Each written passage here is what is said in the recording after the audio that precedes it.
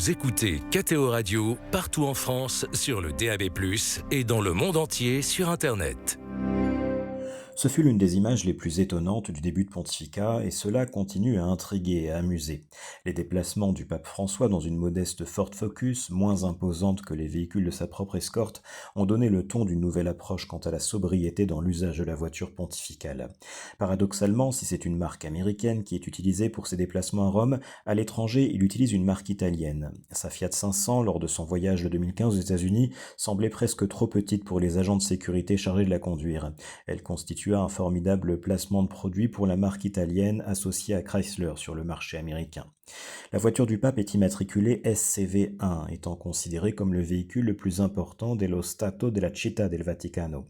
Mais naturellement, le parc automobile de ce petit territoire compte plusieurs centaines d'autres véhicules, avec l'inscription SCV sur les plaques des véhicules officiels et simplement CV sur les autres.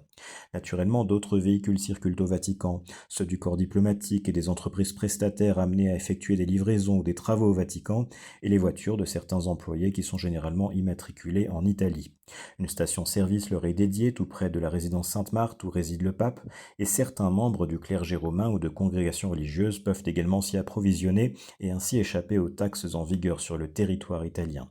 Naturellement, le matin, avant 8 heures, lors du début de service pour l'administration, les entrées au Vatican sont souvent congestionnées.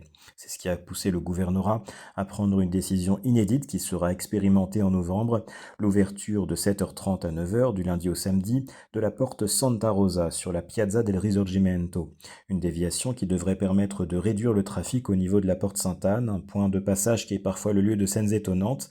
Ainsi, en 2017, un véhicule aux vitres teintées avait forcé le parage des gardes suisses avant de se faire bloquer par les gendarmes quelques mètres plus loin. Il s'agissait en réalité d'un officier de l'ambassade des États-Unis qui avait reçu l'ordre de tester sans préavis le dispositif de sécurité du Vatican avant la visite du président Trump. Il avait eu la confirmation que si tous les chemins mènent à Rome, les voies menant au cœur du Vatican demeurent-elles parfois infranchissables.